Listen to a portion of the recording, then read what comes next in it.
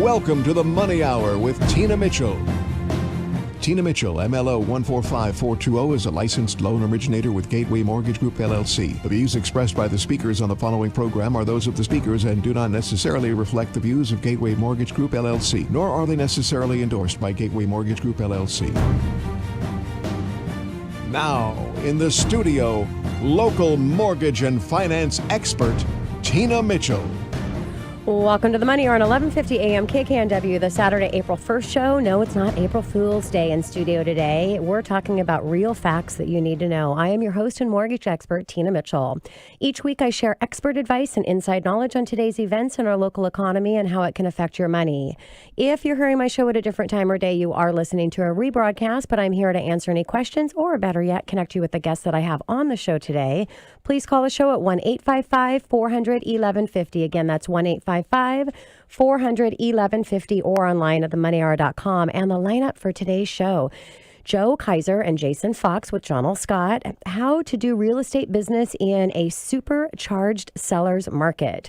Also in studio, Mason Maki with Pacific Northwest Insurance, the benefits of having an independent insurance agent. And last guest in studio, Dennis Graves with Newcastle Accounting and Bookkeeping, LLC. Small businesses need a professional bookkeeper. Great information, amazing guest in studio. For more information on any topics discussed or topics you'd like to hear on future shows, please call into the show at 1-855-400-1150. Again, that's 1-855-400-1150 or online at themoneyhour.com. And now for today's Money Chat. Money.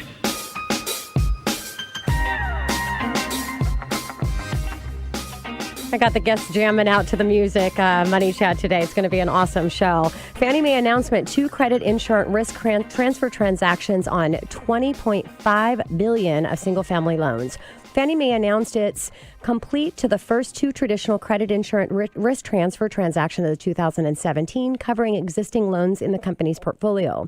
The 2 deals, CERT 2017-1 and CERT 2017-2, became effective on February 1st and covered $20.4 billion in loans. Fannie Mae announced the deals as part of the ongoing effort to reduce taxpayer risk by increasing the role of private capital in the mortgage market. To date, Fannie Mae acquired nearly $4 billion of insurance coverage on just under $160 billion of loans through the CERT program. Now, these 2 CERT transactions transferred $510 million of risk and were met with a record number of participants, which included 16 reinsurers and insurers.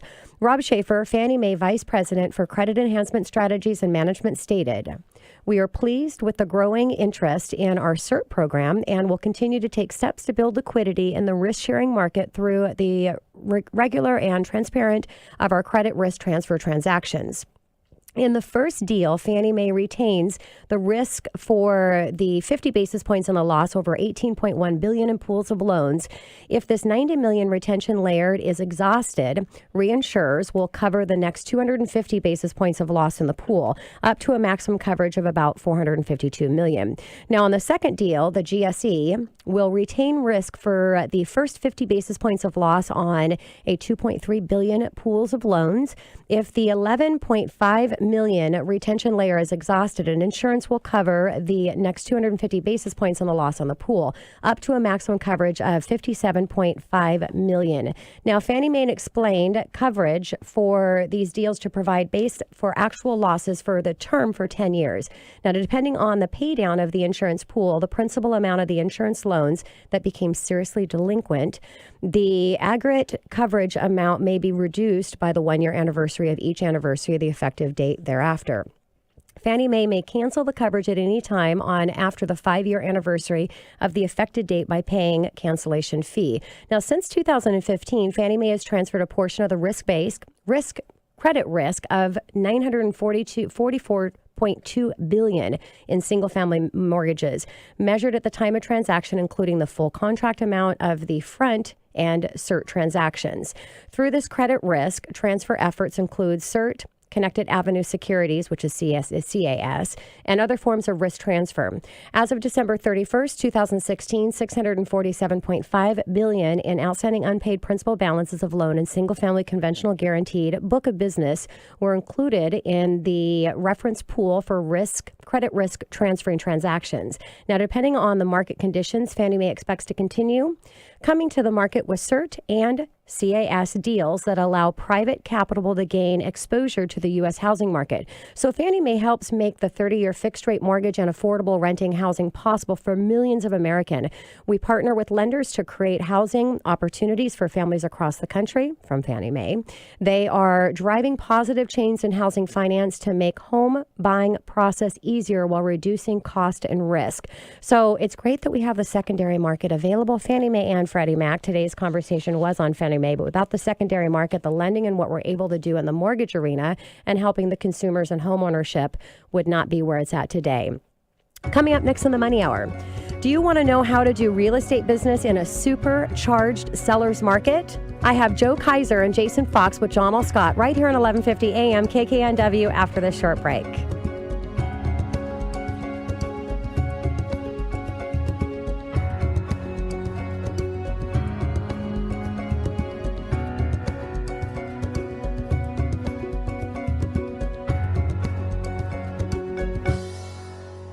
Here's what Jeremy Holmes, Linwood homebuyer, had to say about the Madrona Group. We worked with the Madrona Group to help us find a new home for our family. It was my first time purchasing a home. My wife was already a homeowner, and the team was incredibly helpful and informative. I really felt that we had an advocate through the whole process, and every time I had a question, concern, or even something I didn't understand, they would get me whatever I needed. Overall, they went above and beyond, and I would happily recommend them to anyone looking to purchase a home. We give them 5 stars. Hi, this is Joe Kaiser. And me, Jason Fox. We're the Madrona Group at John L. Scott. You can call us at 206-351-0543. Or visit us online at themadronagroup.com. Again, that phone number is 206-351-0543.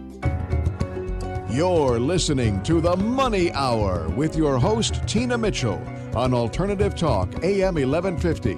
Now, back to the show with local mortgage and finance expert, Tina Mitchell. Welcome back to The Money Hour with your host and mortgage expert, Tina Mitchell, right here at 1150 AM KKNW, the Saturday, April 1st show. I am dedicated to my listeners, providing you with the tools needed to make informed decisions on matters that affect everything regarding your money. If you're hearing my show at a different time or day, you are listening to a rebroadcast, but you can always call the show at 1-855-400-1150 or go online at themoneyhour.com to ask any questions or get connected with the guests that I have in studio today. Right now, I'm going to have a conversation with Joe Kaiser and Jason Fox with John L. Scott. How to do real estate business in a supercharged seller's market. Thanks, you guys, for joining me in studio for the first time. Thanks, you, Tina, for having us. And a little bit about Joe and Jason. Joe and Jason work together as a team at John L. Scott Real Estate. They specialize in residential real estate in the Puget Sound area. Joe has been a licensed real estate producer for many years and a perennial John L. Scott Production Award winner. He was born and raised in the Edmonds area and loves to ride Harleys. Jason has over 10 years experience with real estate marketing and pulls out all the stops when marketing a home. He was born and raised in Everett and loves spending time with his 3 children. And again, our topic for our show today is how to do real estate business in a supercharged seller's market. And man, what a supercharged seller's market that we're in. Yeah. So Jason, what makes this market a surging seller's market? Yeah, well, the first thing we want to look at, or I would look at, is kind of doing an eye test. So if you're anything like me, you probably are watching your neighborhood and you're kind of looking for sale signs, and you're kind of watching to see how often they go up and how quickly they come down. And you might have noticed that recently probably fewer for sale signs are going up, but when they do go up, they come down a lot faster. Mm-hmm. But beyond the eye test is the actual data. And what the data tells us, right now we have approximately a 0.7 month supply of inventory. Crazy. It is crazy. And the reason why, and what that means is that if nobody were to list their home over the next, say, 2 weeks, we'd run out of homes to sell. Yeah. And the norm or the neutral point is approximately 6 months. So they say anything under 6 months is a seller's market. So as you can tell, 0.7 months. Yeah, that's pretty good. And I just heard that in King County, just King County, single-family condos or single-family homes and condos combined together were about 1,800. And just what you said in months left, that is less of 8 to 10,000 properties. So it's huge. So Joe, to you, does this mean that buyers in this market are out of luck? It would sound so, listen to those statistics for sure. But no, absolutely not. Really what it means, it's actually a great time to buy, ironically. We're kind of in the situation where it's a perfect storm. First of all, we still have significantly low interest rates. So, money's still really affordable. But in addition to that, the media is really shine a light on how competitive it is out there, and buyers are just plain beat up and tired. Yeah. They've been working with agents that maybe don't know how to navigate in this type of a market, and so they're tired of throwing money at pre-inspections. They're tired of having their offers not even looked at or not knowing what happened. So they're getting out of the market a little bit and getting out of the way for people that are buyer ready day one, that are ready to have an agent that knows how to navigate through it. In addition to that, we also have a seasonal thing right now. As spring comes, people start to get ready to sell their home. We're starting to see inventory tick up a little bit. And any move is really significant with what we've been facing the last couple of years, really. So, all the excitement, the buzz is in the air. And also, when you have the media talking about this seller frenzy and there's not enough inventory, buyers that weren't going to sell maybe for 2-3 years are all of a sudden seeing the need to sell right now too. So in addition to spring coming and the natural tick up of inventory, we're going to also have a influx of homes of people that maybe weren't going to sell for a year or two that really want to capitalize on that. So that's going to make it a lot better for buyers getting in the market today. Yeah, and I love how you say navigate through the process, and that's why it's so important to work with seasoned agents that understand how to navigate in the process, and that's the whole reason for the show and why I have guests like you guys in studio. So Jason, part of the navigating through the process, I would imagine, is really being able to have the activities that you need to do to prepare and get ready. So for my buyers listening to the show, what advice would you have for them, Jason? Right. So, what you want to do is just hop in your car and kind of drive until you see a for sale sign. No, not really. So what we're going to suggest is find That sounded good. we're going to suggest you find a knowledgeable agent like you pointed out. And we have a phrase we use, buyer ready day one. And what does that mean? The first thing is you got to be ready to move quickly. And when we say that, we don't mean making a hasty decision buying a home. But when you do get out there and you find a home that you love and you say, okay, I want to buy this house, everything's going to happen real fast right now because we are in this market.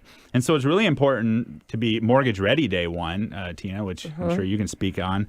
But it's also really important to kind of understand the buying trends and what's going on in the market today. In addition, having a buying strategy. So, sitting down with your agent and understanding things like location, condition, and price and what that means with your buying power. And also putting together a wants and needs analysis. So oftentimes there's a lot of things we want in a home. Yes. And we kind of go out and look and we realize that there's some things we absolutely need. So it sounds like the preparation is key, being ready day one. It's stepping back and getting everything prepared up front. Understand, like you said, knowing what your needs are, what you're willing to give up, where the maximum that you're willing to go in these multiple offer scenarios. And if you can do that, you're ready to go. And all you do is you're just running with your best foot forward. If it doesn't work out, you don't quit the fight. You just keep on fighting. Yeah. So, Joe, I know lending is a big part of it, being that that's what I do. And your lending partner is a huge part of it. What do you tell your buyers that they need to be asking from their lender to be able to be ready in this market?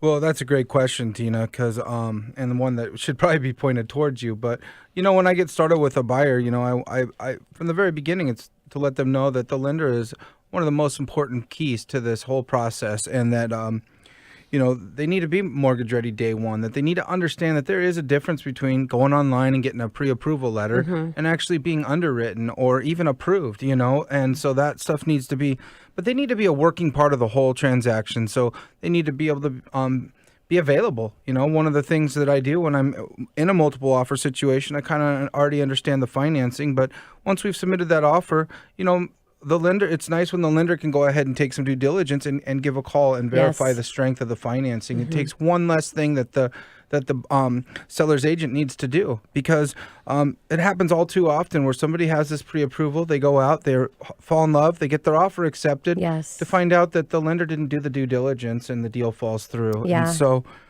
just a working part of the team from the very beginning. And so I will speak on this since you gave permission for me to do so. And this is what I do. It's crucial. Timing is important as well. Make sure that your lender is able to close in a 30-day closing or less. What does that mean? Have a guarantee on your closing, which I do. A financial backing to ensure the loan closes on time. Also, you mentioned on the financing, statistics show last time that I saw 30% of mortgages fall out because of the financing. So they are actually pre-approved and then the mortgage falls apart. So having some type of financial commitment, which by the way, I have $5,000, to guarantee that the seller, the financing is not going to fall through because of something that the buyer did. If they lose their job, they lose their job. They're not going to get a loan, but there should be a financial backing on that. So it's critical. And then being accessible. When are they accessible? You've got to be available to make those calls. So listing agent on the weekend or the evening, as soon as that offer is getting submitted, and say, hey, I've got a great buyer. You can rest assured we're going to get the job done on time. And I think somebody having local is important as well. They're building that relationship. And go to your realtor and find out who they're using, because I guarantee you the lending partner that they're introducing you to, they are a part of their team.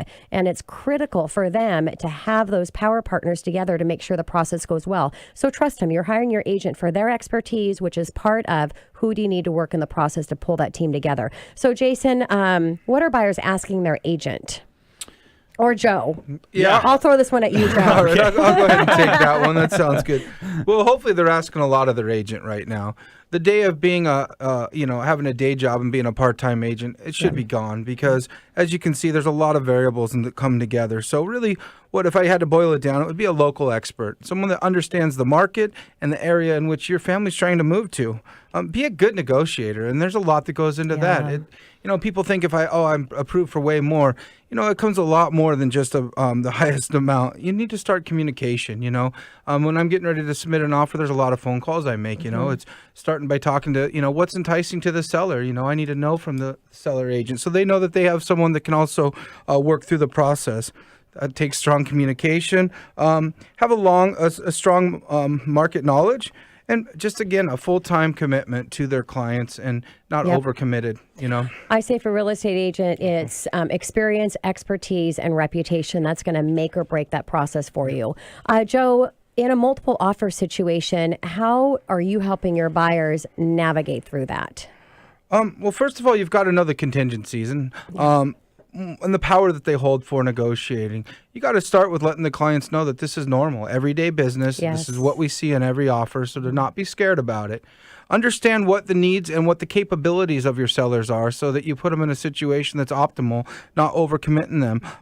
But just preparing them is the biggest thing, and understanding, the powers you have with different contingencies, and being able to explain what escalations are, things like that. Just a big, really just being available to make sure that they understand the process that they're in, and try to remove the fear. Let them know that that's why you're here. And I love that, Joe, because a lot of buyers, they don't do this every day. So they have really no idea what it is getting in the market, and letting them know, this is normal. This is a normal market. And here's the benefits that you're going to be receiving from getting into this normal, crazy market. Right. So Jason, what does this market mean for all of my listeners that are thinking, maybe I should sell? Yeah, in a nutshell, it's the best time to sell. Mm-hmm. And I don't want to sound like the stereotypical salesperson that's like, oh, now is the best time. But as all the data that we've shared, and the fact that today literally is April 1st, which is, according to Zillow, the very best time to list your home, this could be quite possibly the hottest seller's market we've ever seen. I agree. Yeah, for sure. So, when selling your house, I think there's two things that people are kind of concerned with. They want to get the most amount of money, and they want to do it in the quickest amount of time. Yes. And this market is going to afford both of those. Exactly. So the other key thing, too, is most sellers are looking at moving up and buying another home. Majority of them are. And being that, Joe, you mentioned this, we always have a market that's short money, short sellers, or short buyers. We're short sellers right now. We have tons of money low cost to get into a mortgage. So what's going to happen, Mr. Seller, if you're thinking of selling your home when the interest rates go up to 6, 7, 8%, which they will, it's going to be a whole another dynamic. You're not going to be able to, or it's going to be a lot harder. So now is the time. Joe, what do you mean by contingencies? Can you talk about that a little bit? Oh, yeah. The short of it, a contingency usually is used as a protection when a buyer is putting forth an offer. It's kind of a fail-safe that they have. After the offer is accepted, they get to actually do some due diligence to make sure it's really what they want. Now, in this market, it actually provides a little peace of mind to the sellers because instead of using it as necessarily a protection, it's often used now as a negotiation piece. People are waiving certain contingencies, or, like, for example, they might be waiving their inspection contingency, or in the event of a short appraisal, they're bringing cash to the table, so they're waiving their financing. So it's really something that can be a double-edged sword right now. Yeah, and you said it earlier. It's just knowing what those contingencies are, what you're willing to give up to get that home. Jason, how do you get a listing maximum exposure? Yeah, so as we kind of talked about in the bios, my background is real estate marketing. So I've been helping real estate agents. I've known you for years through all of your expertise in that arena. Right, exactly. So that's kind of what I'm bringing to the table. But what we like to do that's kind of unique is our listing launch. And basically, we're going to make a big deal out of your home. I mean, and we should, because it is a big deal and it's a big event for everybody. But in a nutshell, we're going to kind of talk about, or we're going to do some staging if it's necessary. We're going to hire professional photographers to do HD photos and 3D virtual scans for all of our listing. Open houses Saturday and Sunday. We're going to include the neighbors. So we're going to canvass the neighborhood because, what statistics show us 76% of people that move into a neighborhood were referred by a neighbor or a family member. Right. So that's a good referral source. We're going to blast it out with postcards, email, social media. And we're even going to build your listing or your home a website. Nice. So we got a unique marketing plan for each listing. And I think it's important because a lot of sellers may think it's, spending that extra energy, expertise, and time and how you market for the maximum exposure really isn't important because there's tons of buyers and we're going to have people just knocking at our door to take at the house. The real truth is it's all about what you said early. It's maximizing the profit. So you want to bring in as many buyers as you possibly can that are going to bid that home up, ultimately getting you the highest profit. So best time to sell, we talked about it. Right now. Zillow says statistics right now, interest rates are low, rates are going to go up. You can get into a new home, take advantage of these great rates, get the top dollar for your house, get multiple offers. Just a great time for a seller and great time for you guys buyers out there as well. You just can't give up. You got to get out there, fight the fight, take advantage of the cost of money low where it's at right now before it increases. Thank you guys so much. It was an awesome conversation with you. I really appreciate it. Thank you, Tina. Thanks, Look Tina. forward to having you back. Yeah, I look forward to it. Coming up next on the Money Hour, learn the benefits of having an independent insurance agent. Mason Maki with Pacific Northwest Insurance, right here at 11:50 after this short break.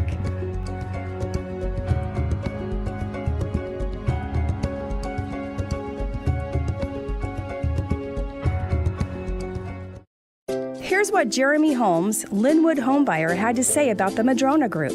We worked with the Madrona Group to help us find a new home for our family. It was my first time purchasing a home. My wife was already a homeowner, and the team was incredibly helpful and informative. I really felt that we had an advocate through the whole process, and every time I had a question, concern, or even something I didn't understand, they would get me whatever I needed.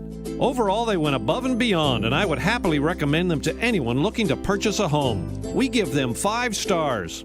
Hi, this is Joe Kaiser. And me, Jason Fox. We're the Madrona Group at John L. Scott. You can call us at 206-351-0543. Or visit us online at themadronagroup.com. Again, that phone number is 206-351-0543. Is your small business beginning to experience some success and grow? As an owner or a partner, it can be very difficult to find enough time to address all the necessary business functions. Accounting and bookkeeping is the backbone to a small business's financial records, and you need a certified professional to make sure activities are coordinated properly. However, for many small businesses like yours, hiring a full-time employee just isn't feasible. Outsourcing this critical function to a local professional accounting and bookkeeping firm that has the knowledge and experience to keep your business running smoothly can be the perfect solution. Hi, I'm Dennis Graves. If your small business is in need of assistance with your financial accounting, please give me a call at 425-919-7546 or visit us on the web at newcastleacct.com. Thank you, and I'm looking forward to working with you. You're listening to The Money Hour with your host, Tina Mitchell, on Alternative Talk, AM 1150. Now, back to the show with local mortgage and finance expert, Tina Mitchell. Welcome back to The Money Hour with your host and mortgage expert, Tina Mitchell, right here at 1150 AM, KKNW, the Saturday, April 1st show. I built a network of elite industry professionals every week sharing their knowledge and expertise to you, my listener. If you're hearing my show at a different time or day, you are listening to a rebroadcast. To talk with the guests I have in studio today, you can call the show at 1-855-400-1150. Again, that's 1-855-400-1150 or online at themoneyhour.com.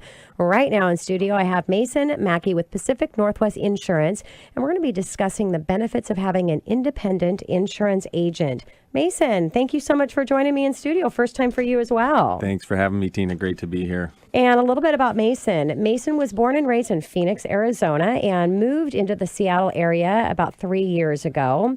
The opportunity in Seattle is what drew him to the city, as well as trying to escape the 100-plus degree weather. I get that. Mason has been in the insurance industry for nearly 5 years, assisting people from all walks of life. He specializes in helping his clients identify their insurance needs and provide them with the right coverage to best fit their situation. Mason believes that honest, transparent communication is the key to providing his clients the smooth possible experience. He has a passion for helping people and strives to be most useful in everything when it comes to insurance. So Mason, I'm excited to break it down on independent agent, what that means, the importance of homeowners insurance. And so let's start out with explaining to my listeners, what is an independent agent? Sure, that's a great question, Tina. So an independent insurance agent typically represents a number of companies. So not just one company when it comes to a direct writer with a lot of companies that you might see on TV or anything in advertisements. And so the benefit of kind of having that is there's a number of different markets that I can represent to maybe help people find their best fit, or obviously price is important as well to kind of locate the best fit for their situation and whatever that is. So being an independent agent's been great. I love the opportunity and kind of ability to work with a number of different carriers. Yeah, that sounds like a huge benefit to be able to really shop around for the tailored plan that's going to work best for what your client's need is. Now, I talked a little bit about your background coming from hot Arizona here to the Seattle market, but what else? A little bit more about your background, Mason. Sure. So I grew up in Phoenix. I've been in the insurance industry typically my whole life. My dad is in the insurance business as well,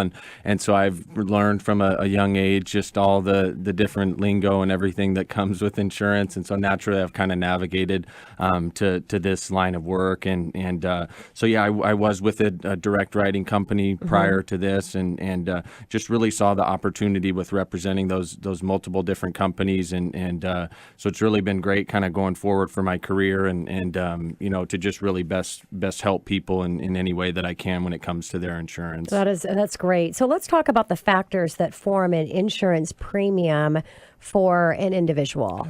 Right, and that's a great question as well. Many people might not honestly know that, and so when it comes to kind of forming an insurance premium for someone, there's a number of different factors that go into it. Whether it's their zip code of where they live, their credit score is a big factor in the last number of years to help with premiums, as well as driving histories, important tickets, accidents, claims on their home, anything like that goes into it, as well as the length of their prior insurance that they've had, and so there's kind of a whole different aspect that goes into an insurance premium, but a lot of those good credit, clean record, no claims, that really helps drive the cost down for people looking for a good price on their insurance. Mason, what about the claim from the house that they're buying? If that owner had claimed on that house, does that affect a new buyer that comes in as well? That does not. So typically a claim follows the person. So whether it happened prior, at somewhere they were renting, a claim happened, that would unfortunately follow them to their new home that they're buying. But no, it does not affect someone's house that they might be purchasing from the previous owner. And just so you know, in the mortgage arena, I mean, a lot of times your credit score is just where it needs to be to get that perfect interest rate. And when you're going to shop for homeowners insurance, you do a soft pull, correct, Mason? Absolutely. So it doesn't affect your credit score at all. So I thought I would chime that in. So Mason, what causes insurance rates to go up for certain companies? Well, that's a great question as well, Tina. I've got some awesome questions that I come up with. You really do. I appreciate that. And so some people kind of wonder a lot of times why after a few years with this company or something, I haven't had any tickets, no claims. What's the reason that my cost is going up for my insurance? And the reason for that being that we've seen a lot of companies in the last number of years have been on the rise as far as kind of the amount that they're paying out versus the amount that they're taking in. And so obviously when those factors start to not offset each other anymore, then companies do unfortunately take rate increases. And so cost of medical, cost of repairs for vehicles, homes has really been on the rise in the 2000s. And so we've seen a lot of companies that have lost billions of dollars, honestly, to their then unfortunately kind of stuck in that situation where they have to raise the cost of their insurance. And so kind of tying back to the independent side, maybe a company, something like that might happen. Well, we've got a number of different options to then, look to maybe help lower that cost with a different company that we offer. Makes sense. And understanding the why behind, I mean, that makes total sense. Understand if I had an insurance increase and there wasn't something better out there at another insurance carrier, the fact that the cost have gone up, obviously that has to be passed on to the consumer. Otherwise, we would have no insurance companies being able to stay in business to insure us. So Absolutely. The why makes a lot of sense. What about needing more insurance? Do you have clients that really should be having more insurance than what they have? You bet. And a great product for that is an umbrella. A lot of people, homeowners, I always offer that to any homeowner that I see buying a home. And it kind of essentially gives you some extra liability coverage in increments of $1 million. And so anybody that owns a home might have some equity or some assets that they really need to protect their family if they were to get in a bad accident or someone injured on their property or anything like that wanted to come after them. The umbrella would help step in with lawsuit costs or anything like that, Sure. subrogation, anything like that. So it's a great product that we offer. It's honestly $10 to $20 a month for another $1 million of liability coverage, and I always try to recommend that to anybody, That would be especially crazy that homeowners. someone would not have that extra coverage for $10 to $20 a month. Absolutely. That's crazy. You bet. So, Mason, how often do you advise your clients to call you up and kind of get a review of what's happening with their current policy? Sure. I at least every couple years is a great opportunity. I mean, life changes along the way and families and kids and all sorts of things. So I always recommend at least every couple years to kind of go over insurance needs, maybe assets, things have increased. You just never know. Businesses might have started a venture or something like that. And so it's a great opportunity to just kind of review that, make sure that the customers has some peace of mind knowing that every couple years their insurance is well taken care of. Makes sense. So at least a couple years, and on those life changes. If you're getting married, you're having a baby, or any of those things are happening, is probably a good indicator to pick up the phone and call your independent insurance agent and make sure you're still with the right company and you've got the best coverage. Sure. Makes total sense. So, Mason, what types of business insurance are there? Well, there's all types, anywhere from, so that's another great opportunity as well as for an independent agent is we represent the personal side of insurance as well as the business side. So if anyone has even a small business to, an office building with some personal property inside for desks, computers, anything, we have a business owner's package that kind of helps package all that together all the way to skyscrapers or anything in between. And so that's as well as a home-based business too. There's a lot of companies that we offer where you can endorse kind of on your home policy, an attachment to it to where you can, insure your home-based business all as part of your homeowner's policy. So the business side is we offer that as well from a wide range of anything for business owners out there. Yeah, and my next guest, you and Dennis are going to have to pass business cards because as being doing taxes for accounting for businesses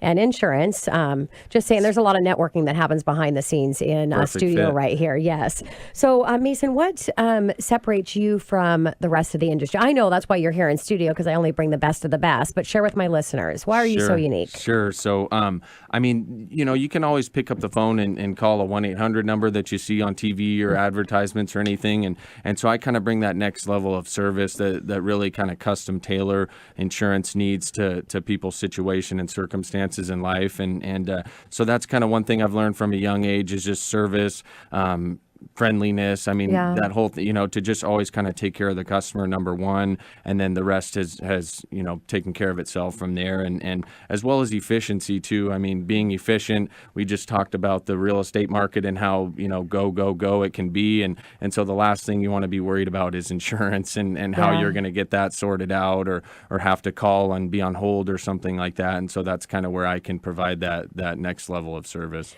And, I'm sure a lot of my listeners, they may be thinking that it would be really difficult to change insurance companies. And I have to say, speaking from experience, because as you know, Mason, we do a lot of business together. My clients come in and they're getting a mortgage and they all have insurance, even if they're first-time home buyers. They're insuring their car or they have renter's insurance. And I always tell them, you've got to just get your information over to Mason, let them do a complimentary quote for you so you have something to compare with your current insurance carrier to make sure you've got the best coverage possible.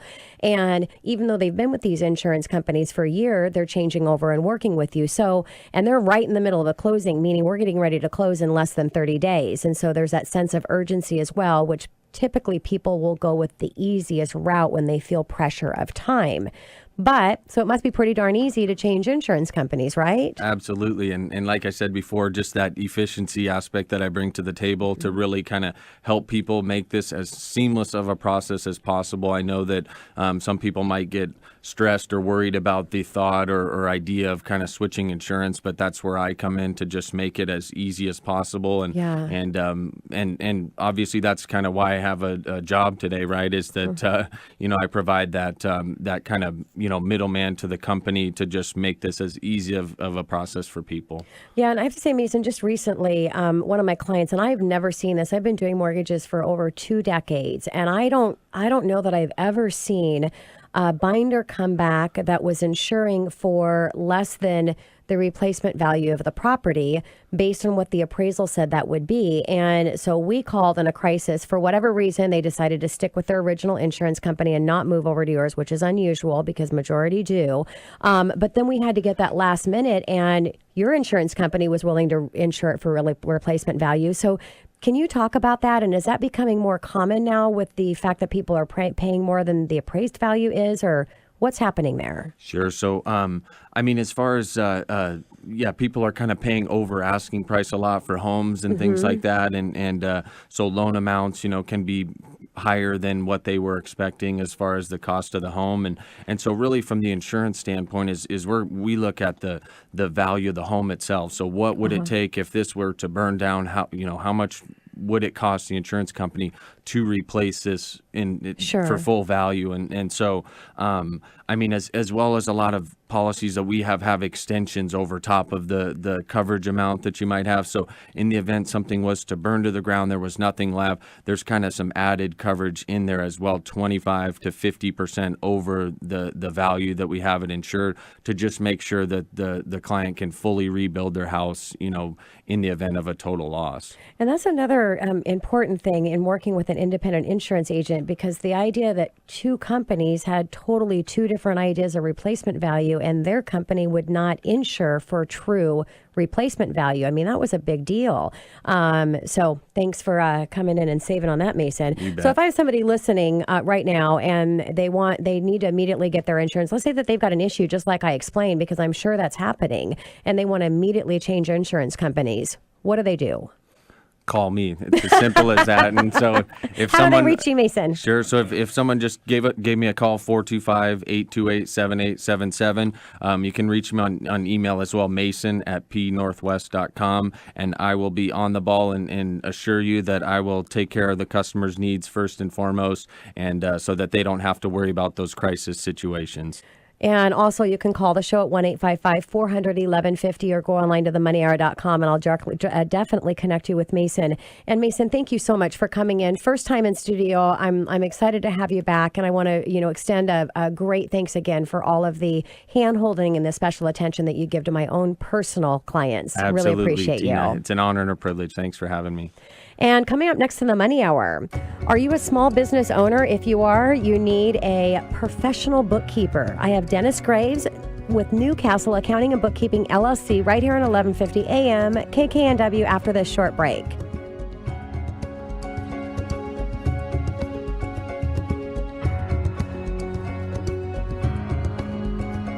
Do Do you feel like you are overpaying for your insurance? Not sure if your coverages will protect you in the event of an accident? Mason Maki with Pacific Northwest Insurance helps families like yours find the right insurance coverage at the best possible price.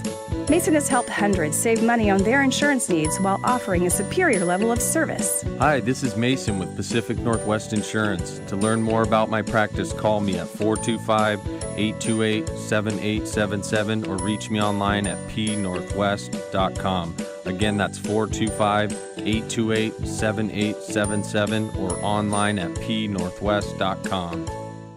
Is your small business beginning to experience some success and grow? As an owner or a partner, it can be very difficult to find enough time to address all the necessary business functions. Accounting and bookkeeping is the backbone to a small business's financial records, and you need a certified professional to make sure activities are coordinated properly. However, for many small businesses like yours, hiring a full-time employee just isn't feasible. Outsourcing this critical function to a local professional accounting and bookkeeping firm that has the knowledge and experience to keep your business running smoothly can be the perfect solution. Hi, I'm Dennis Graves. If your small business is in need of assistance with your financial accounting, please give me a call at 425-919-7546 or visit us on the web at newcastleacct.com. Thank you, and I'm looking forward to working with you. You're listening to The Money Hour with your host, Tina Mitchell, on Alternative Talk, AM 1150. Now, back to the show with local mortgage and finance expert, Tina Mitchell. Welcome back to the Money Hour with your host and mortgage expert, Tina Mitchell, right here on 1150 AM KKNW, the Saturday, April 1st show. I'm here to empower our community, providing you with opportunities and solutions when it comes to your money. If you're hearing my show at a different time or day, you are listening to a rebroadcast. You can call the show at 1-855-400-1150. Again, that's 1-855-400-1150, or online at themoneyhour.com to discuss anything regarding money or to get connected with the guests I have on the show. Right now, I have Dennis Graves with Newcastle Accounting and Bookkeeping, LLC. We're going to be talking about small businesses and the need for a professional bookkeeper. Dennis, thank you so much for coming into the studio.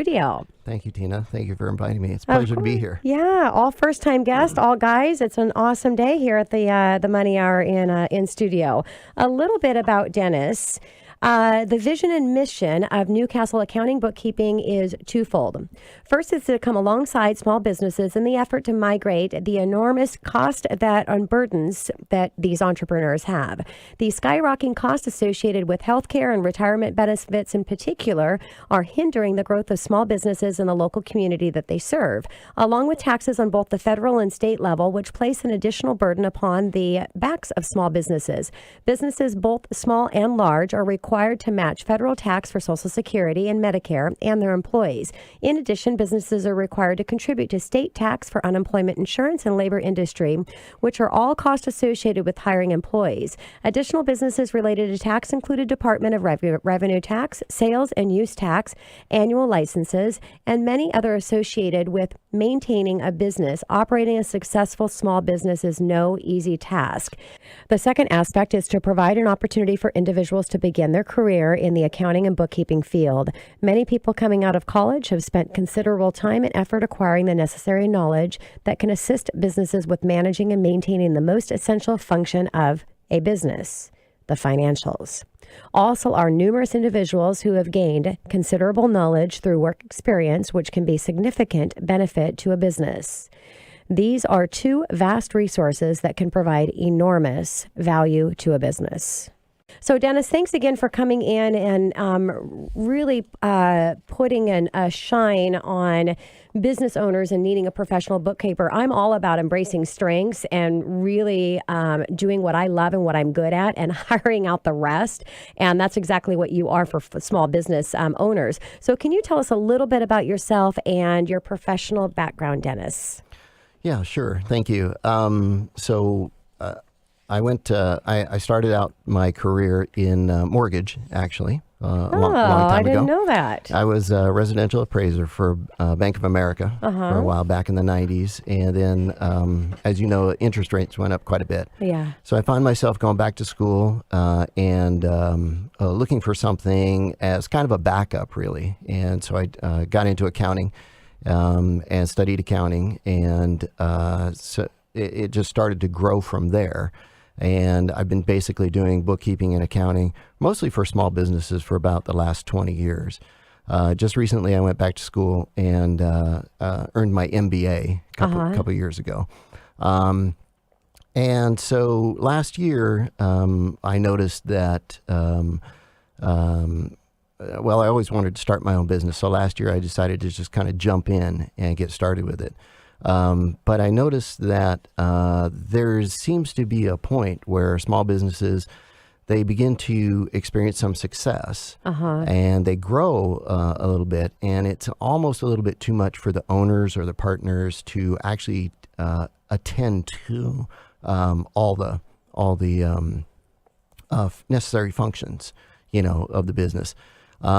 Yet they're not quite big enough yet to actually hire a full-time person. So what do they do in that situation? Yeah, so the best thing really is they try and either find, they outsource it to someone, or they try and find usually a part-time person. And it's hard to find a part-time person. Most employees want to get full-time where they can work full-time and then receive benefits and that kind of stuff.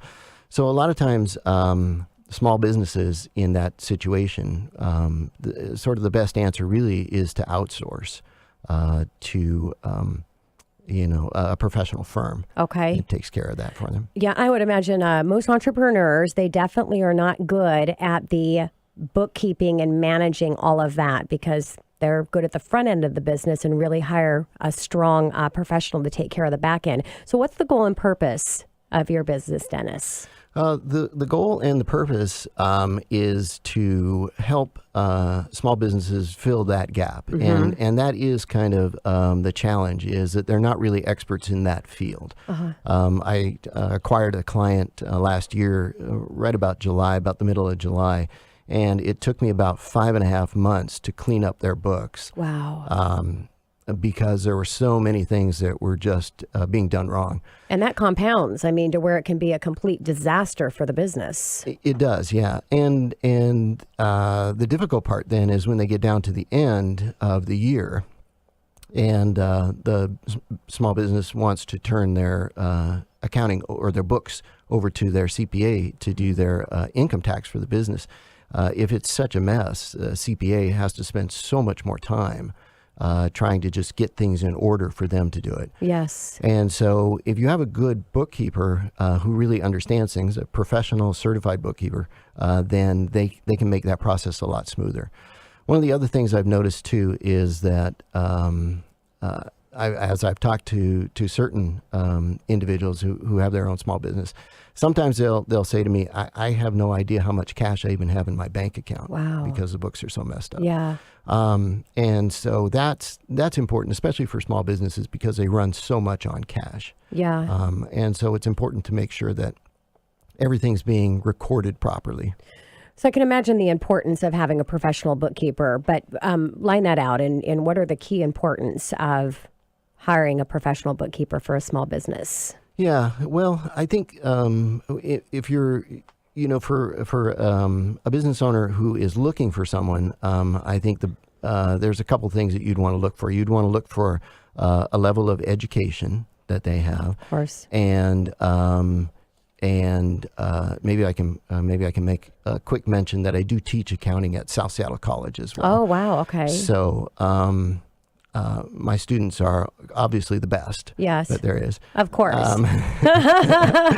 And you've got to be the best if you're teaching other people, and you've got to be up to date on everything that's changing, because everything does change in all industries. So that's got to be key, right? Yeah, okay. Right. So it's having that knowledge, and certifications always help, and then having that experience. And I think one of the big things is that with small businesses, as you mentioned earlier, that it's not their area of expertise, but they need to just turn this responsibility over to somebody and make sure that it's being done properly. Make sure that the taxes are being paid on time, the payroll's being done properly, bills are being paid on time. All of that stuff is kind of the engine that keeps businesses running. Of course. So, Dennis, do you see that small business owners outsource for the professional bookkeeping and actually continue to use and outsource even as they grow versus bringing somebody internal in-house? Or how do you know when it's time to progress to that step? Yeah, that's a tricky point for small businesses. It seems like there is a point where they get a little bit, they get big enough where they could actually bring someone in-house. And that can be a good business decision at that point. So I would imagine you would probably be one to help them decide when that's the right time, because I would imagine that they've got a pretty close relationship that they've built with you, and they trust you with the most important thing, and that's the financials and the bookkeeping of their company. Yeah, very much so. I talked with a small legal firm here recently, and I was chatting with them, and they said that they went through this process. They found their bookkeeper, and that bookkeeper's been with them for like 17 years now. Yeah, not surprising. Yeah. So once you get connected with someone that can really do a good job for you, they have a tendency to stay. Yeah. With their bookkeeper and their accountant. But as the business does grow, and that is one thing that a professional can help you decide when it's that time to transition over to somebody in-house if that's the direction they want to go. So how do most employers get a hold of you and in contact with you?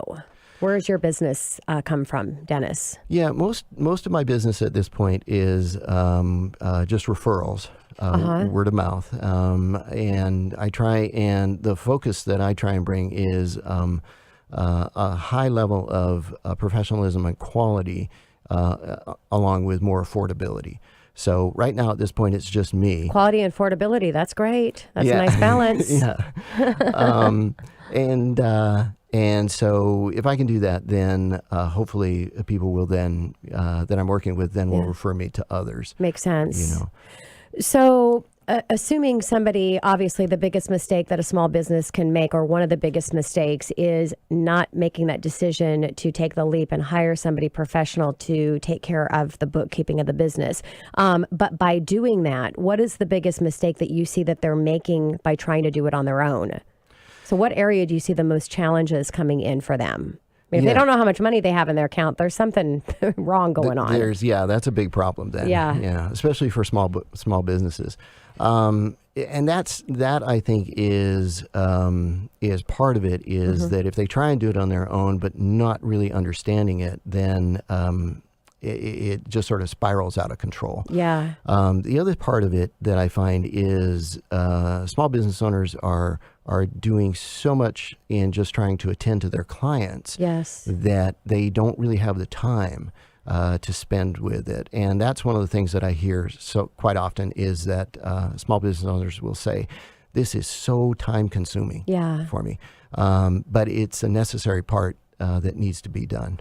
Yeah. So if you're a small business owner, I mean, I just always weigh everything in how I feel. And if something doesn't make me feel good, I hire it out, because the worst thing is why do we want to work and do what we love to do to have some other part of it that we're feeling forced that we have to do, bring down our business, bring down our life, add that stress, that procrastination, and then everything compounds. So I don't know why any small business owner would not hire somebody professional to take care of that key part.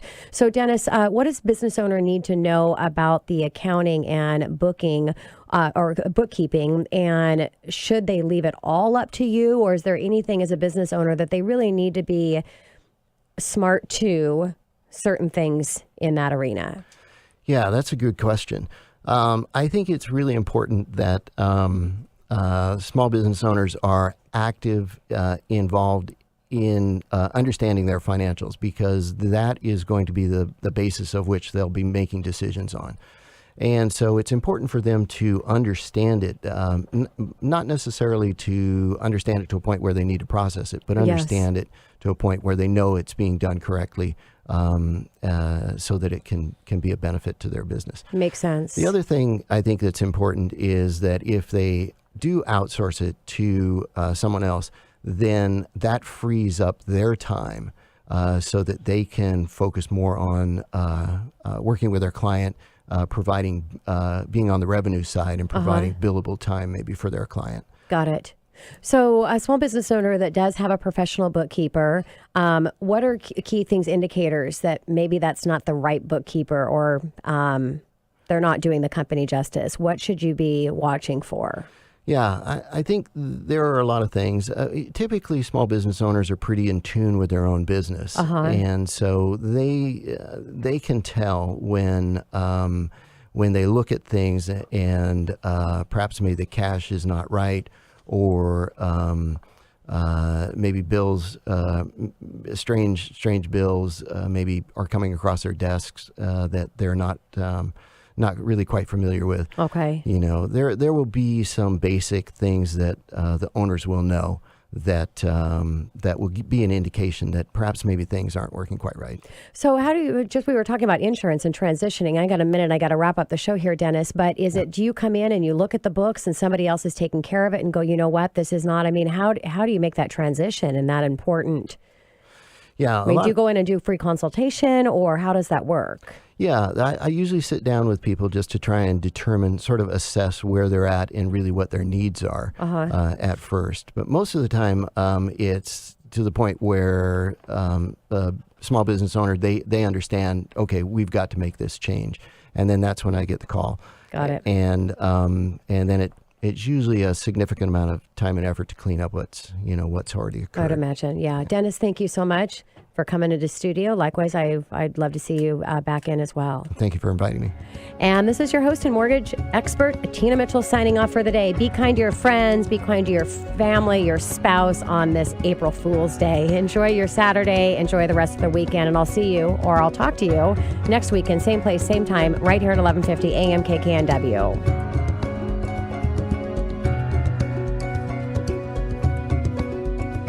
Tina Mitchell, MLO 145420, is a licensed loan originator with Gateway Mortgage Group, LLC. The views expressed by the speakers on the preceding program are those of the speakers and do not necessarily reflect the views of Gateway Mortgage Group, LLC, nor are they necessarily endorsed by Gateway Mortgage Group, LLC.